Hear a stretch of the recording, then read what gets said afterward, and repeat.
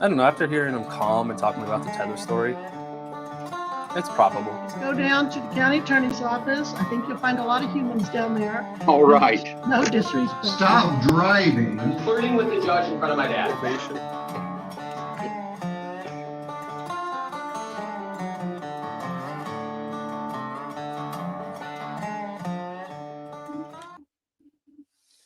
What's going on? This is Colin. How's everybody doing? Happy Saturday night. Hope everybody's well.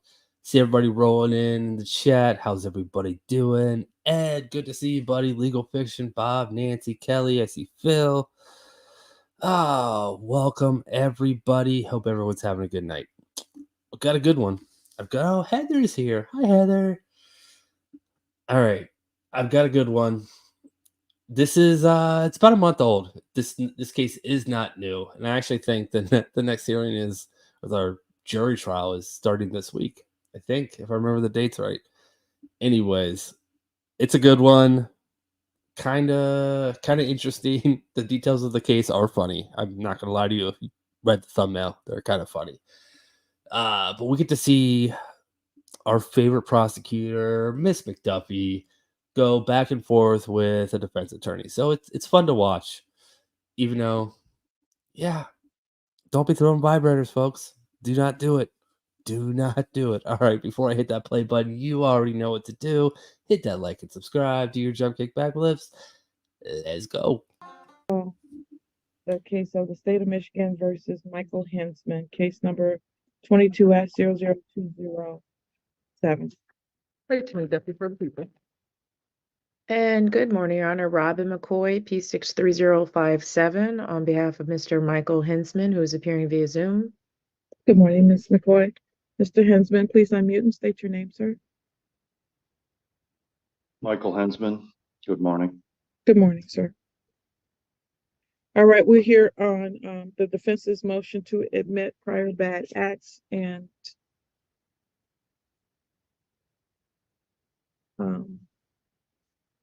I don't see the response here from the people. You don't have it, Your Honor. Unfortunately, I appreciate, thank you for Ms. McCoy. Yes, go ahead. Motion. I'm sorry. I read that wrong. That was a response to the prosecutor's motion. But yes, go ahead, Ms. McDuffie. So yes, you do not have the response from the prosecutor. Thank you to Ms. McCoy. She did submit that information, I think exactly a week ago, almost around this exact time, actually last Tuesday. At some point I just hit max capacity, and I think that was true for me. I have my two drafts of this, but I just couldn't finish them to provide a written response in time for today's hearing. So I can respond orally to some extent, but I just couldn't get it done. So my apologies to the court and Ms. McCoy. All right. Ms. McCoy, why don't you go ahead and make your arguments? Okay, Your Honor, I'll start. So I filed the motion and the response to the prosecution's notice about the domestic violence testimony. So as far as the motion, we are seeking to admit evidence about incidents that occurred. There's an incident that occurred on January 25th, February 3rd, February 7th. There's a text February 11th. There's a PPO that was filed March 8th. And then there was an email that was May 1st. So I'm going to go through each item. The first being January 25th. It's my understanding that the complainant got into a car accident with the boys in the car, and that she was intoxicated. And we are seeking to admit that evidence. In this case, the case before the court, the allegations are that my client slapped the complainant, leaving a mark on her face and damaging her eardrum. And so we are seeking to admit the evidence about the car accident as a possible source of her injuries. That's the first issue, or the first incident. February 3rd, there was a situation where the complainant entered my client's home without permission, found him there with Rachel and Cookie, and basically stated to my client and Miss Lynn Cookie that if he continued to see Miss Lynn Cookie, he wouldn't be able to see his boys. And so we are wanting to admit that evidence as her, 404B evidence as part of her motive to lie about what happened on the incident that happened on the 25th. Then there's an altercation on February 7th where the complainant again comes into my client's residence without permission. And my client and Miss Lancookie are in the bed naked, and they said the complainant threw a vibrator at Rachel, the other woman, and that the complainant was kicking him, scratching and punching my client to get to Rachel, and that that Leslie slapped him, kicked and scratched him, grabbed and twisted the inside of his thigh, and basically said something about you choose Rachel or me. He said he chooses Rachel. The allegations are that the complainant was intoxicated, and that that she took her jacket to hit Rachel's face, got her hand free, grabbed Rachel's hair, and then Rachel took a thumb and tried to gouge her eye out, and then that Rachel was on top of Leslie, that she thought Leslie had a weapon. They were on the ground, that Rachel was choking Leslie out, and that Michael told Rachel to stop. So that February 7th incident is also a potential source. We're seeking to admit that as evidence of a potential source of the injuries. First, the injuries to the complainant.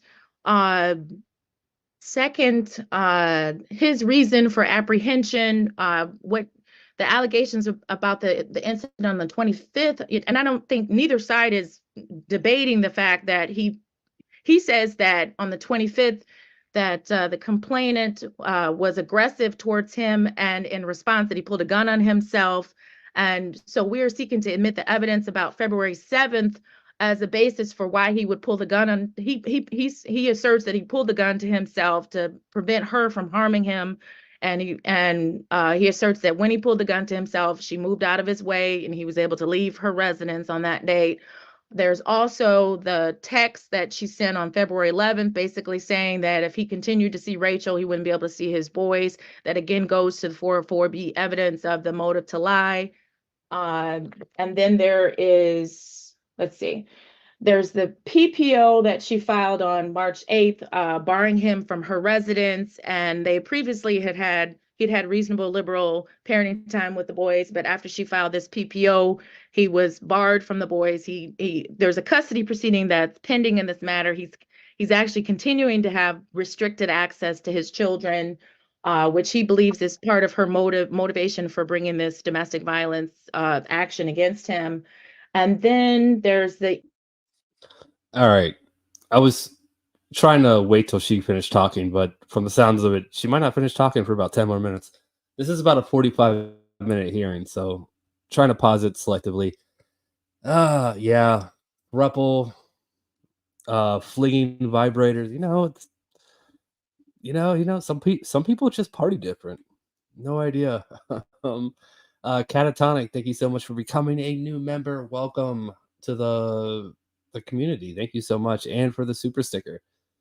I can't see the super sticker from Streamlabs, so I don't know what the sticker is, but I appreciate it. And Debbie, welcome. Thank you so much for the 3 months.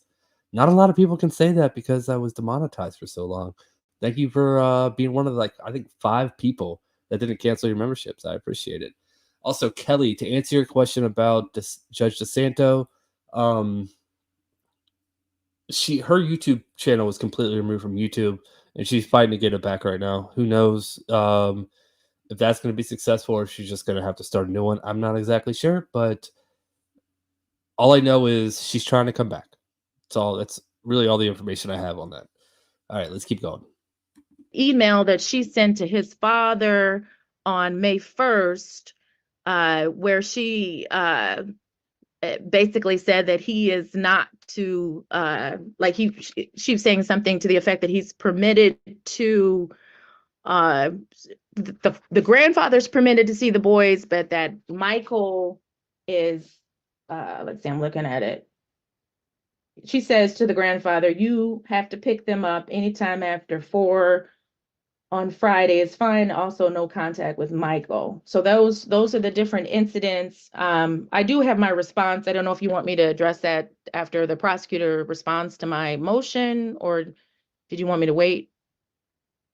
I think we should handle one at a time. So let's start with your motion first. Okay. Ms. McDuffie, response, please. Yes, so taking each one of these dates, so there's 1, 2, 3, 4, 5, 6 dates that are at issue with the 404B, things that defense is seeking to admit. So taking each one of those in turn, looking at January, This I'm one, sorry, I thought it was 5. I think I may have. I have Wait. January 25th. Okay, you're right. You're right. Okay. All right.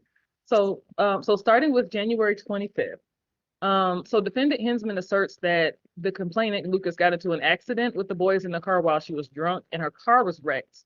And the purpose of bringing that up is supposed to be to show that that's the potential source of the red mark on her face and the alleged ruptured eardrum. There was nothing provided to support that. I don't know what the basis of that allegation is. There were some exhibits provided with the motion, but there were certain dates excluded, not excluded, but there was nothing included for this particular claim or incident. So I realized that, you know, testimony is evidence, but I think there's got to be something to substantiate that claim. Setting aside, I think the likelihood that there would have been no OWI investigation, no police report, crash report, CPS handled with care, no information whatsoever from that. I think there's got to be a threshold between the claim that an act occurred or a prior act or something versus a defense's any witness's ability to just sort of make unverified baseless allegations about because ultimately that'll come down to an attempt to impugn somebody else's character. So I would ask the court to deny it for that particular date because there's just nothing there. Okay, before you, if you're moving on, just wait. I wanna rule on them individually. Okay. So Your Honor, may I respond to her assertion about the January 25th? yes, I was going to ask you that. I mean, because I think the prosecutor's correct. I mean, you're making an argument that a car accident, actually, that was almost 30 days before this incident caused an injury with no proofs as to whether or not the accident had any type of situation where her face was hit or anything to show this court that somehow or another there was some part of that accident that would have caused any type of injury like this. So I don't see that. I don't see any proof of that. Well, Your Honor, again, That'd be kind of hard because they're both prosecutors, Jay. I don't know how that would work, but it'd be interesting to watch. But yeah, they're both on the same side. I mean, you know, we obviously, I know the court wanted to be aware of certain things. Certain things would come out in trial. My client is intending to testify, and he was the eyewitness to the accident. He is a mechanic, so he actually was called by the complainant to the scene, and so he can attest to the damage. He actually repaired the damage to the vehicle as the mechanic and picked the complainant up, so he can give testimony to that effect. I don't know that the complainant would dispute that she got in an accident. And again, we're not in the middle of trial. About whether she got an accident, Ms. McCoy. The issue is there is no nexus between that accident and what would be an alleged injury. What injuries did she suffer in that accident? Well, my client would be giving testimony about her getting in the What is accident. that? Offer proof as to that, Ms. McCoy, is what my question is.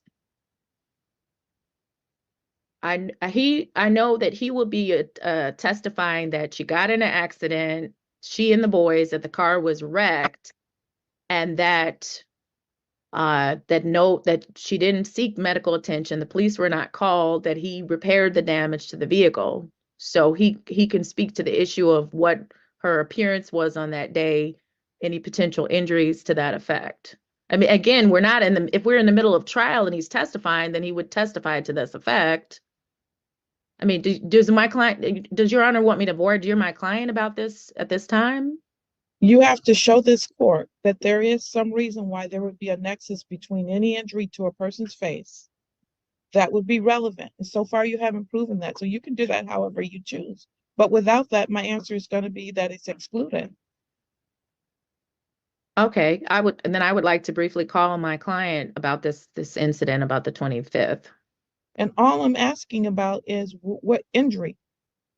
So if you want to call your client, you can. But so far, you haven't made any offer of proof at all about whether there was an injury, whether he saw anything that would show this court that such an injury somehow existed. I have nothing. I know that he has. I wouldn't really call on our client right now. I think look at him. It's the Michael. I'm not even gonna. What is it? I can't see it. The writing's too small. Huseman. That's the client here. That's the defendant. I think he's staring at whatever Brandon Davis is doing. He's not paying attention. I wouldn't call on him right now if I were you. Been very diligent, very much wanting to bring this situation into place. So yes, if I could just call my client, Mr. Hinsman. You want to do that, you understand she gets to question him. He does, I know. Your Honor, before they do that, I just don't want to preclude anything for either party. Defense made two separate claims that these injuries could have occurred on two separate hold dates. So because the court is ruling on these one at a time, there's an allegation that her injuries could have come from this incident and from an incident on February 7th as well. So, well, I've heard enough about the February 7th to believe that it is possible it could have occurred from the February 7th incident. They presented an offer of proof for me, enough of an argument as to that I believe that it could have occurred on that date. And obviously that's much closer to the date in question here. So that presents an issue for me that would go before the jury. I'll let you argue, but from what I can hear so far, it does sound like that would come in. It's the accident that I have the problem with, and it's the same issue that you have. And if she wants to call her client, as long as he understands that this can be used against him at the time of trial as well, and whether he takes the stand or not, because the reality is he's making a statement at this point that can be used against him. Understood. Mr. Hinsman, well, Your Honor, could I be put in briefly in a breakout room with Mr. Hinsman to see what? Hey.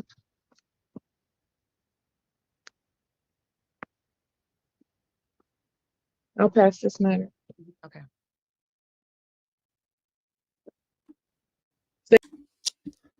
That was polite of Judge Washington to do, to just pass it and regroup. She might have a case. He might have a case. Who knows? But now she got to regroup a little bit, and you got to be on your toes when you go after McDuffie, or not go after. You guys know what I mean. Debbie, thank you so much for the gifted subs. Very much appreciated. Thank you, and it's good to see you as always. Thank you for taking time out of your busy night and joining us for this fun party type. Yeah, I got nothing. All right, let's just go. State of Michigan versus Michael Hinsman, recall 23-00207. Rachel McDuffie for the people. Robin McCoy for Mr. Hinsman.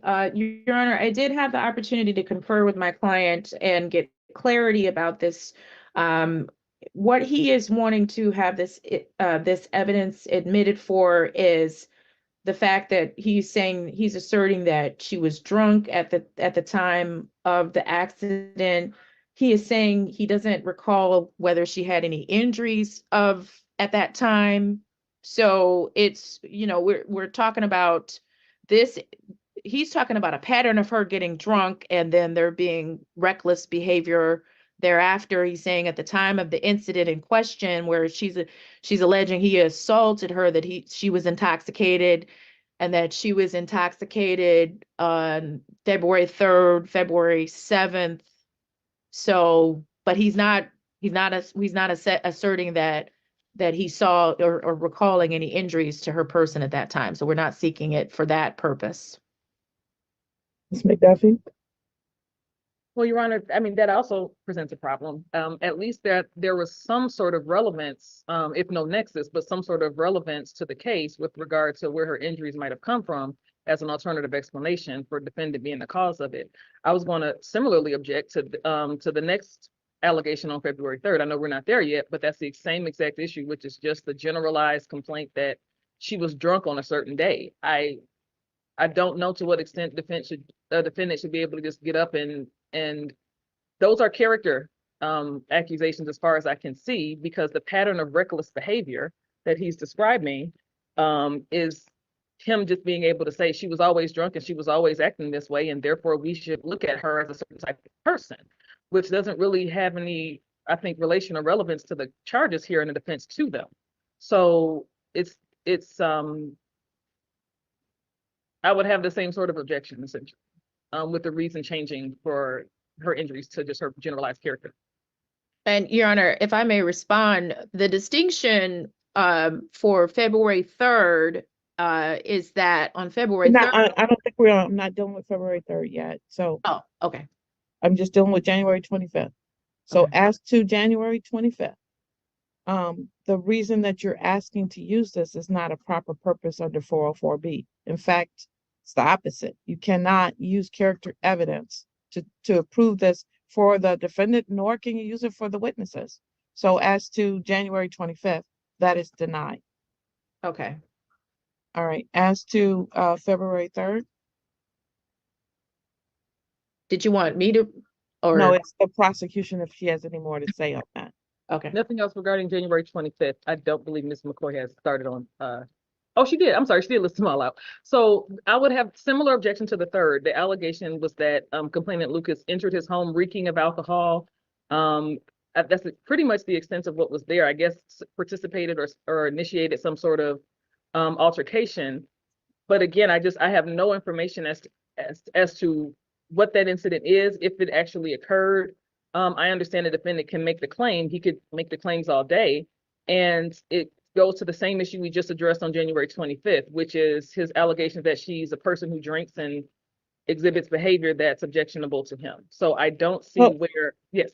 Ms. McDuffie, I see that a little different. What they're arguing here is that because he was with this other woman, she told him that he could not, if he continued to see this other woman, he would not be permitted to see his kids. They are indicating that that is the motive to lie about this entire situation. This entire situation that we're before this court is a made-up lie to prevent him from being able to see his children. That is what the allegation is, and this is the beginning of that particular motive. So that's Yes, the distinction. But there's no dispute that he was in that relationship with that other woman and that Ms. Lucas objected to it. But this specific date on February 3rd is about him being able to say that she was a drinker. So because it's not in dispute that this relationship was something objectionable to the victim and she didn't like it, that's not something that would need to be Miss Lucas herself. For example, again, we're not on that yet. The other incident on the 7th is not, everybody admits that happened. So it's very clear and understood, and I think and agreed upon by all parties, that there was a third relationship happening and Miss Lucas didn't like it. So to bring up this specific date on February 3rd to say on this date, she came to my house, she was drunk, she was reeking of alcohol. And as defense stated, I think in the motion, that this was another example of her reckless behavior. That is the problem, because it's not necessary. It doesn't show anything other than character beyond what we already have agreed to, which is that Miss Lucas didn't like that relationship. And Your Honor, our response is there is a distinction because as the court indicated, I mean, she says to him and in Rachel's presence, as long as you can see Rachel, you will not be able to see the boys. And this goes directly to the motive to lie. Yes, there is the issue of her being drunk at the time that she's doing this and coming in his home and catching him with Rachel.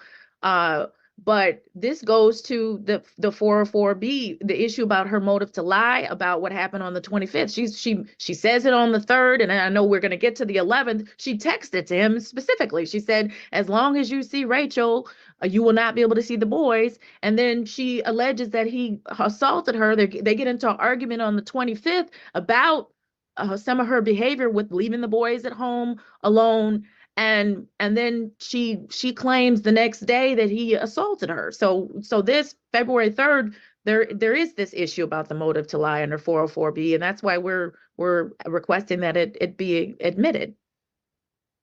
What does the alcohol have to do with the fact that she said to him that day that he wouldn't be allowed to see the children? Why? I mean, the reality is whether she was drinking or not is not relevant to that. I think that what he is saying is he is asserting that on the 25th that she was drunk, and then they get into an argument, and then she claims that, so we're talking about, when we talk about the alcohol, we're talking about the issue about the admission under 406, that evidence of a habit of hers. She's got a habit of drinking and reckless behavior, lying, assaultive behavior, and then 405, reputational opinion, that she has so that's what we're saying, is that she catches him with Rachel. She barges in on them. She says she's upset about it. She's excitable. She says, as long as you see Rachel, you're not going to be able to see the boys. And he says that on the 25th, they got in, she was intoxicated. They got into an argument, and then she was aggressive towards him, and he pulls the gun to himself to prevent her from harming him. So when we talk about the drinking, he basically is saying she is a liar and she is a drunk. That's part of our defense, is that she's has a drinking problem, and which he raises his concerns about his sons, about her leaving his sons at home alone while she's out drinking, and because she's upset that he confronts her about this, our position is she lied. She said that he assaulted her, and he says he didn't.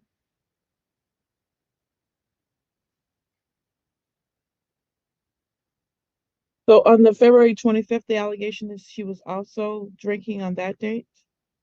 Correct.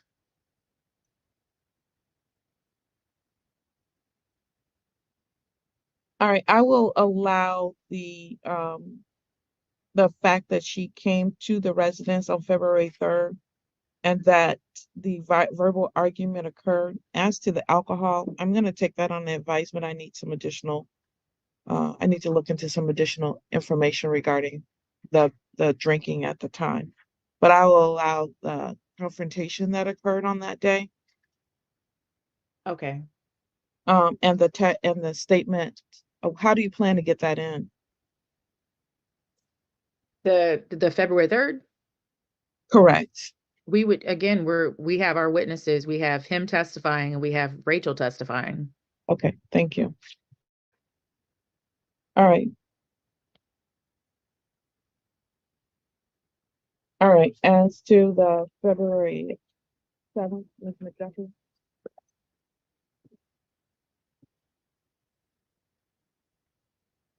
Your Honor, with respect to February 7th, this is an incident that was actually mentioned by the complaining witness in the police report. Obviously, they're going to have very different accounts of what exactly took place. Or presumably they do. So I don't have an issue with the February 7th incident being mentioned in general, but I guess I just want to clarify. The court mentioned that you were going to allow the February 3rd incident with respect to her being there in an altercation. The mention of the potential injuries coming from February 3rd, is that part of that, or that's strictly February 7th? There were no injury. My understanding is that the crux of the February 3rd is that she said, as long as you see Rachel, you can't see the boys, and that she was intoxicated. But my understanding is there was no physical altercation on the 3rd, that there was a physical altercation on the 7th. Okay, I just wanted to confirm that. So as far as the 7th goes, I don't have an issue with the 7th because that is already an event that all parties acknowledge occurred in some shape. So Thank you. So no objection, that will be allowed. Okay, and then February 11th, we attached it as an exhibit A, where she He gives a statement saying, you told me Yeah, the. you already made your statement. It's the prosecutor's opportunity at this time. Oh, okay, all right. Yeah. So Ms. McDuffie. February 11th, we have I'm sorry, I have way too many windows open and my computer is about to explode here. February 11th, let me just grab that. Is that the email? That's the text, Exhibit A. Message. Exhibit A. Ah, thank you. Okay. So this one here, I don't have an issue with it. My only question would be, well, not question, but this is going to apply, I think, to the email as well.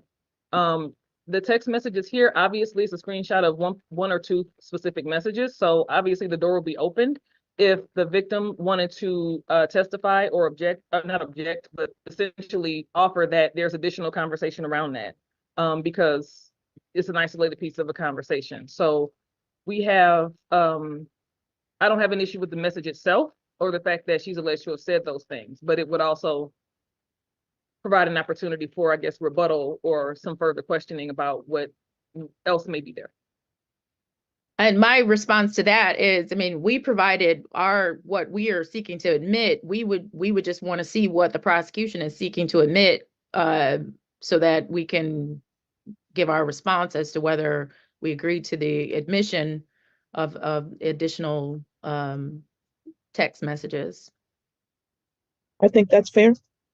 I don't have anything sitting here that I'm saying that here's something specific that we have that we think objects or disagrees with that. Now, if now that I know following this hearing that message is going to be in, I can certainly check with the victim and to inquire about it. I'm just saying that in the same way that Mr. Hensman is going to be able to testify to communications that he had in person that we don't have any other reference for, that if the victim were to say, well, that's not all, she should be allowed to say that too. But I don't have anything specific that I know about at this point. Thank you. The text messages from the February 11th will be allowed, and obviously if it brings up rebuttal issues, that will be explored to some degree. The court would request that if you do receive any text messages that need to be shared, please share those prior to the start of the trial. Sure. All right, a little bit of break time for everyone that has come over from Mike. What videos did he play tonight? I generally, go through his videos to see what he's playing. I did not know that he was going live tonight. So, which court did he show? Thank you all for coming. Just a quick little recap of what's going on here. Got some vibrators thrown at people, a throuple, and drunk driving being the cause of injuries when it might not have happened. Wait, that doesn't make sense. There's a lot going on in this case. You might just need to rewind it. My recap was terrible. I just wanted to say thanks for coming.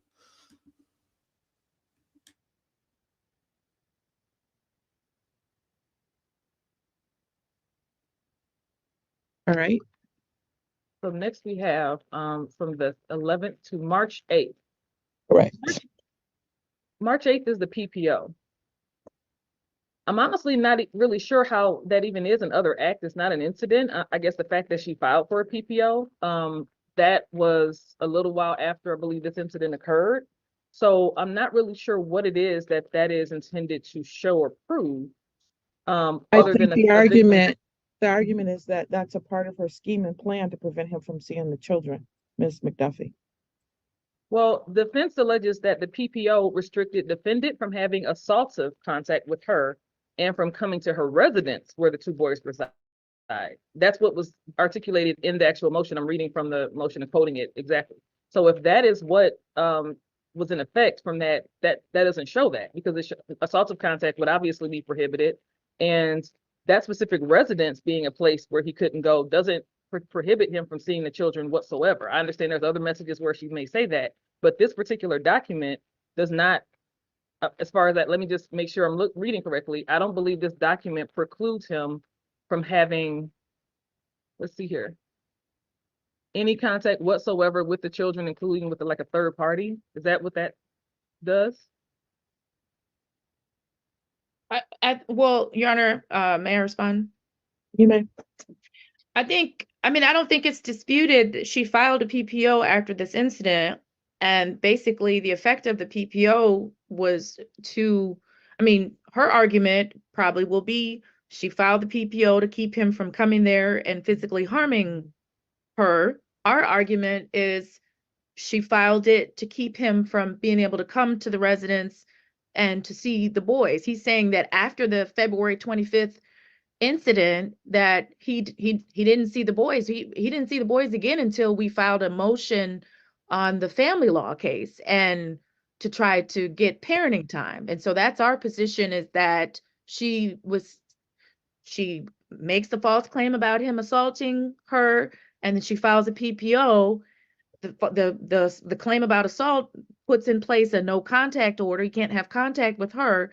And then she files a PPO saying he can't have contact. He can't come to the residence. It was months before he was able to actually see his boys. And even now, he only has restrictive access to his children since this incident. If that's the claim, Your Honor, the document itself specifically excludes any restrictions about the children. Every single box is checked on Section 5 for what she's requesting that she be granted in terms of what he is prohibited from doing, except for removing the children from her. And so I don't think that it shows that at all. I think that if he had some difficulty seeing the children, it doesn't have anything to do with this document. I don't think this PPO does anything to make the point that defense is attempting to make. I don't have a problem with it coming in. I think it actually is more helpful to the victim to show that she felt the need to file it to protect herself from him. So I'm not objecting to the PPO itself as outside of 444B as just generalized evidence that would be admissible. But for this purpose, I don't think it's relevant at all. And we do, I mean, in the Obviously, custody. you do. One moment, please. Okay, I'm sorry. So I think that we all made our point. The reality is that once a PPO has been filed, if he had general access, which is what she argues in this particular document, to the children by going to the home, and he no longer does, whatever argument that she wants to make from that is the argument she gets to make regarding that.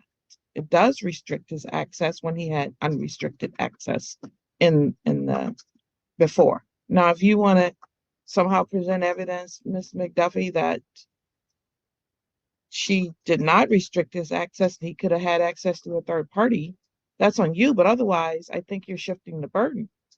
If there's a PPO where he no longer has access to his children, that's relevant in their theory of this case, which is this is all filed in order to prevent him from seeing his children. So I will allow it.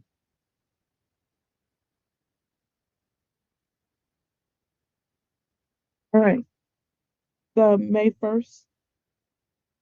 The May 1st, or not incident, but the May 1st is an email that states that, well, there's an email conversation between Ms. Lucas and it looks like Mr. Hensman's father.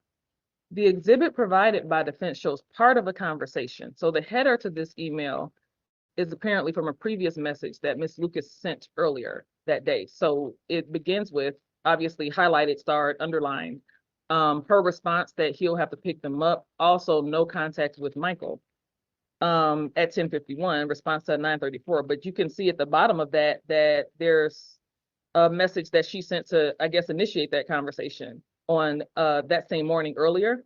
So I would, at this point, I would request more. Rule of completeness essentially is the issue. There's a conversation here that's been cut off in the middle, and there's clearly something that preceded it. So for context, for everyone's understanding, and obviously for the jury, when it's revealing that there was more here, I would object to it unless and until we receive the conversation in its entirety. And I would just say that I was just given this snippet of it. I mean, I can inquire to get the fuller conversation and submit that. This is what specifically was provided to me. So As to this particular document, I'm going to say two things. One, I agree with the prosecution that there is a rule of completeness issue because there obviously was a start of the conversation there, and that needs to be included. Secondly, the format that this is currently in is in no way acceptable because there are stars beside the statement from Ms. Lucas, and there's underlining that was apparently not there. It needs to be in its original format in order for this to be admissible. So we need both the complete conversation as well as the unmodified version of the documentation. If we have both of those, I will allow it. Okay, so I'm just going to be clear. We need the original format of the email and the complete conversation. Is that what? Correct. Okay. Okay. All right, now on to the prosecution's motion. Do you want me to argue the response, my response, or? Well, I'm gonna let Ms. McDuffie outline what she plans to use so the record can be complete, and then you can make your response. Okay. Yes, Your Honor. So I originally submitted our notice of intent to omit statements under MCL 768.27C. And I can actually address I can address everything at once because it looks like defense's response reflects a misunderstanding of what exactly this is and how it functions. So I tried to address this issue. I think previously we were asked what exact statements we were seeking to omit, and that's literally not the way that this section works.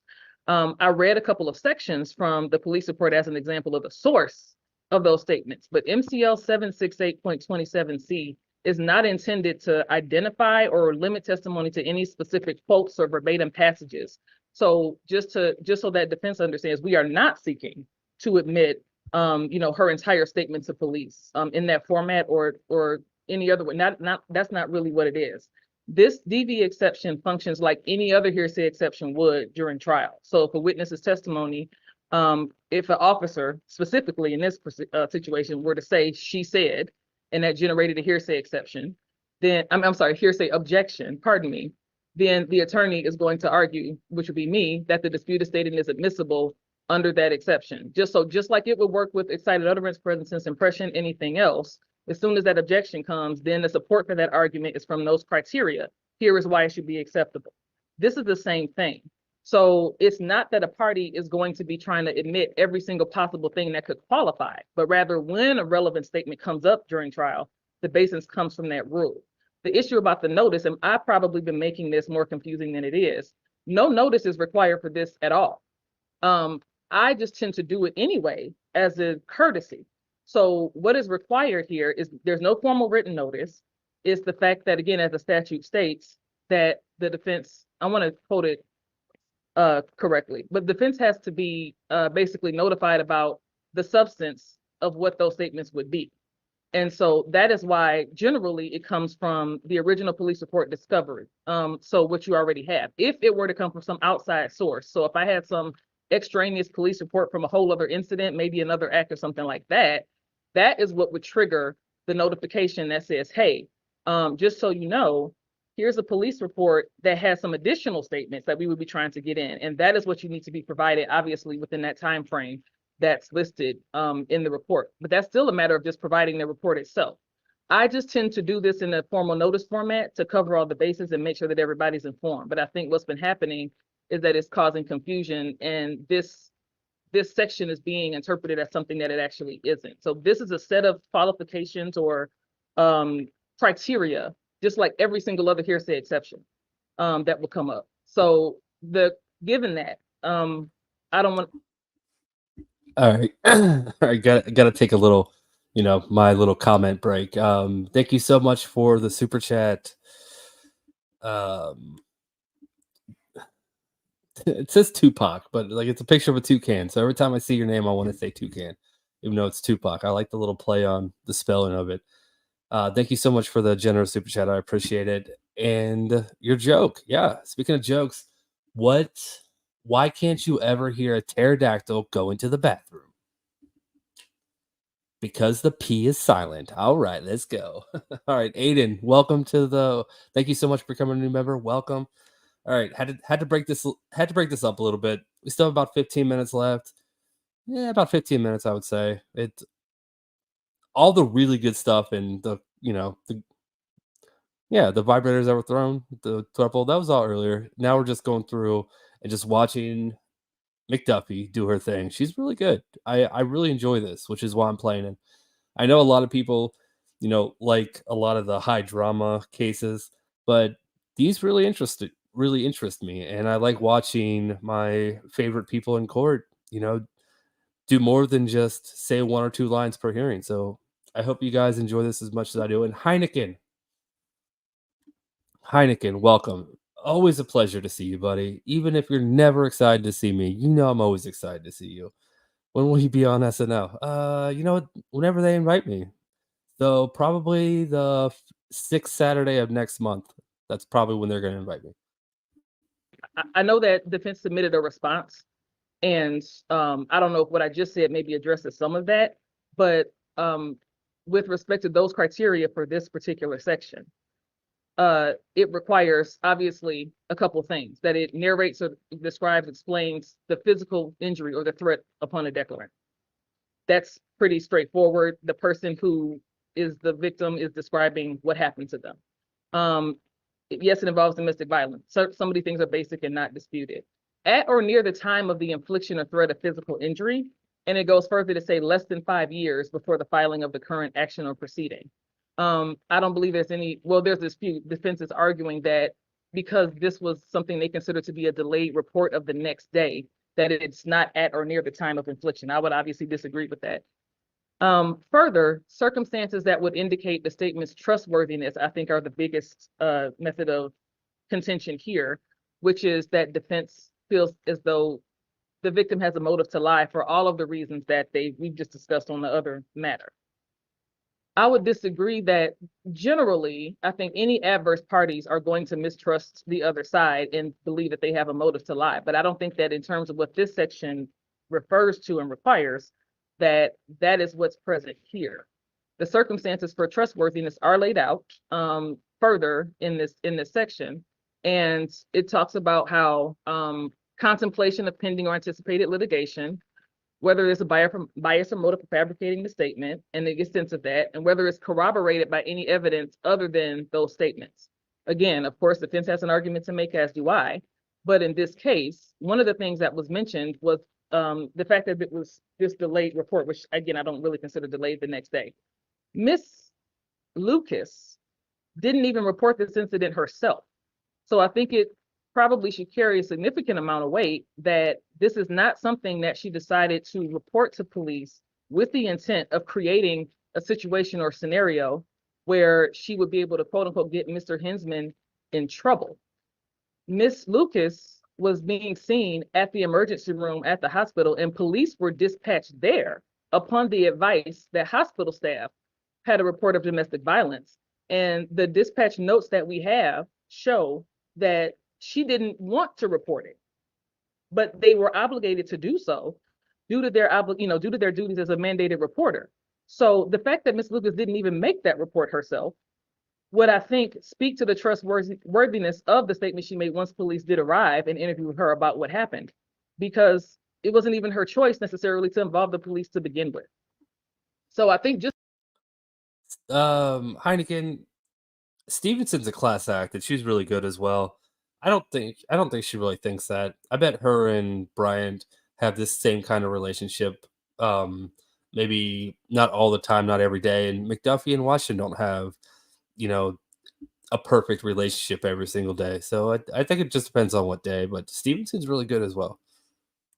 The fact that the declarant is somebody that the defendant disagrees with doesn't automatically trigger all these challenges to the trustworthiness as it's to be understood in this section. So all that being said, we're not suggesting the defense theory and the argument against this don't have to be mutually exclusive. I understand that.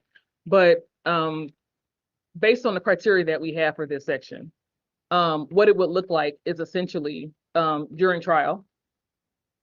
This really only pertains to the officer's interview. And it's essentially that the officer I would ask what happened. And if they say she said, that's what's here. And for all of the reasons of the criteria laid out, that's the rationale. Just like there's a set of rationales for all the other hearsay exceptions. So I just wanted to clear that up if possible. because I think maybe I should stop filing these notices because I think it's causing some confusion.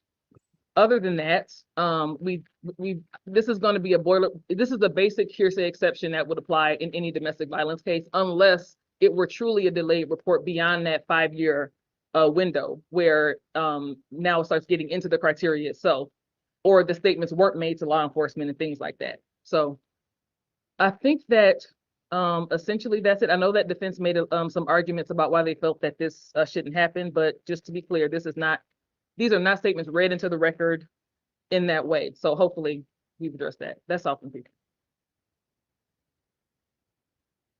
Thank you, Ms. McCoy. Yes, Your Honor, I know we were discussing this issue back in chambers, and the court had asked the prosecution to identify like what statement would be admitted, and there I do agree. His facial expressions and his body language, they actually don't match up.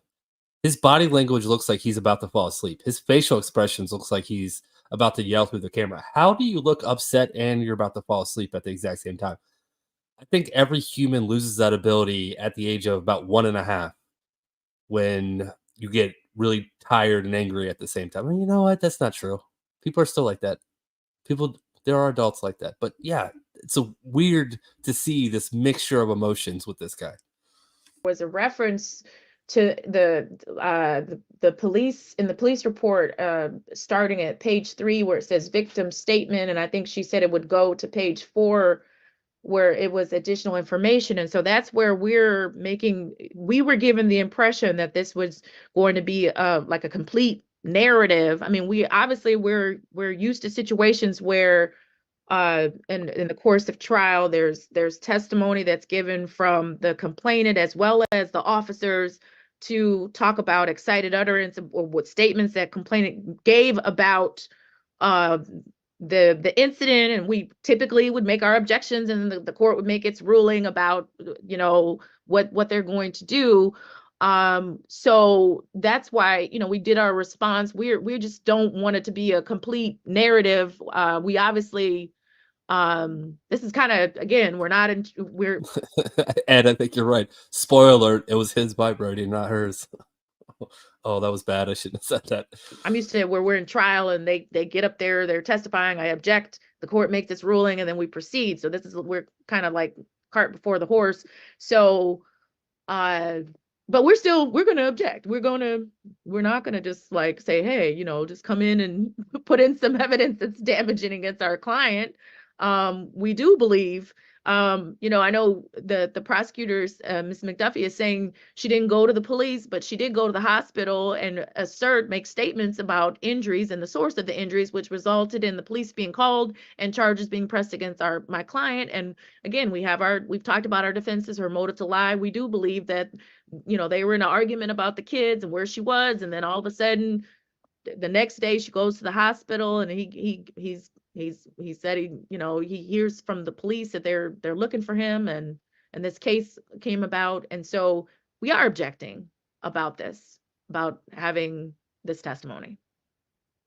Thank you. To some extent, the defense is correct with respect to me asking the prosecution asked what was going to come in or what could potentially come in.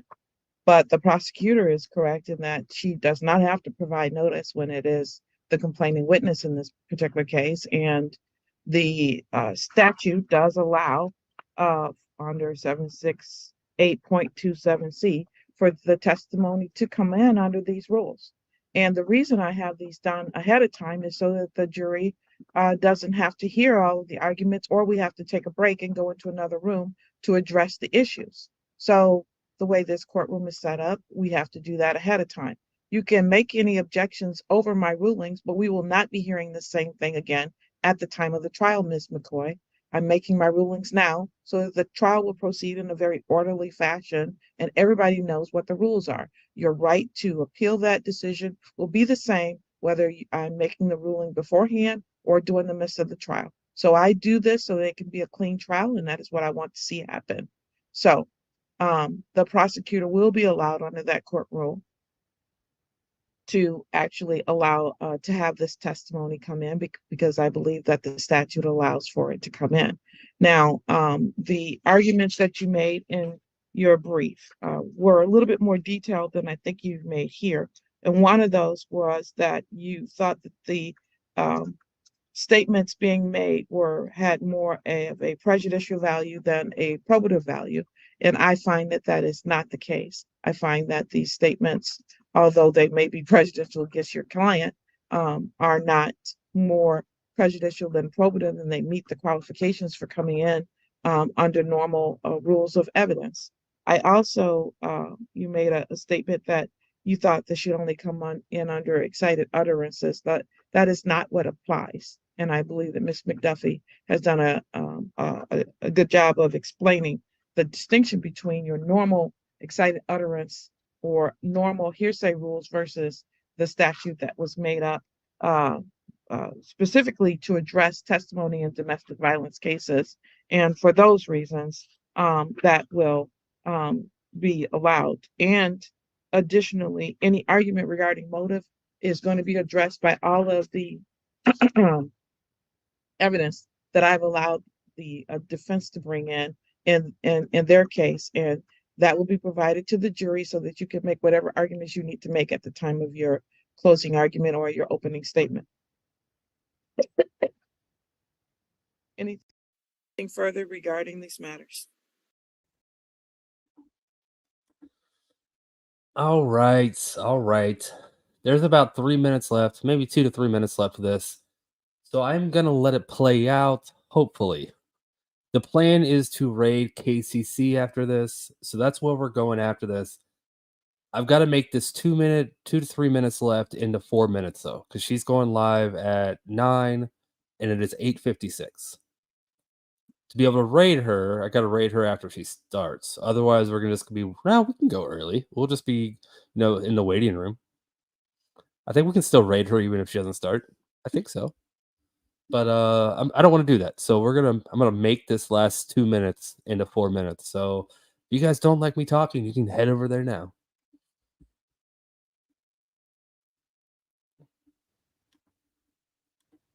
Just, Your Honor, do we need to generate? Oh, I'm sorry. I was just saying, do we need to Oh, it looks like my internet's doing the job for me because now the video's not playing. The sound's coming through, but the video's not moving. generate We're an asking order? the same thing about order, aren't we? Well, you do There we need go. to generate an order. We've been through this before, and it does become an issue if there's not an order in place. So please, from each side, Ms. McCoy, you need to generate an order with respect to my rulings on each of your dates, and then Ms. McDuffie, you need to generate one with respect to my rulings on yours and provide that to this court within the week, hopefully. Well, actually, it won't matter much, but I think our date's not until January 26th. So you have We're we selecting still- on on the 5th.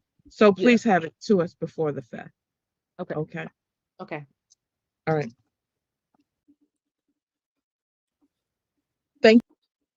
All right. Well, that's the video. Yeah, not quite. We still have 3 minutes to go. All right. Yeah, I can answer some questions. You guys have any questions? The Heineken, I know you love me, man, and I appreciate you being here. Keep up the good work on your trolling, though. You're getting better at it. Before long, I might actually consider you a real troll. Right now, you're just kind of, a little too polite to be a troll. So keep it up, buddy. He's sitting there like, challenge accepted. All right. Question. Okay, so we have 2 minutes. 2 minutes to kill, and then we're going to go hang out in KCC. So I'm just going to answer a few questions that I get a lot. How about that? And if you guys have any questions, I'll answer them. But yeah, we're going to KCC. She's about 70 subs away from 1,000. So we're going to get her there. Oh, Debbie, I'm glad you like this one. Yeah, I was holding on to this for a while. This was a rainy day video, and I don't know about you guys, but in Ohio, it's a perfect rainy day. It was a good night for this. Yeah, I get a lot of questions about Judge DeSanto and what happened to her. And I know I answer this a lot, but people come in and out, so I'm going to answer it again. Her channel got shut down by YouTube. She didn't shut her channel down. YouTube actually shut her channel down because of some people joining her Zoom call and putting up some inappropriate images, and YouTube didn't like that and took her channel off of YouTube. She is currently trying to get her channel back. I called her courthouse on Monday, I think it was, and I just asked if she was if she was still on YouTube, and they told me no, that YouTube took her channel down, but she is currently trying to get it back. So we have that. She is trying to come back. No idea how long it's going to take her, but yeah. Question. Oh, why does my cat stare at me so much? I don't know. Yeah, peeps, I'm trying not to say that word. On while I'm live. It's one of those sensitive words for YouTube that I don't want to say. The PORN word. All right, it's 9:00. I think we can officially raid KCC now. You guys ready to go say hi to KCC? All right, let's go say hi to KCC. So I'll play this out, and YouTube will automatically redirect you. If one of my mods can please put her link into the chat, so people can click it if they don't get automatically reconnected, that'd be awesome. All right, thanks everyone for coming to hang out. I will see you all tomorrow. And as always, go Lions. That's not as always, but I'm a Lions fan now because the Bengals are out of it. So go Lions. All right. Until next time. Bye. Thank you. All right, thank you, Honor. I hope you and your staff, Mr. McDuffie, have a nice holiday. You You too. too. Take care. Thank you.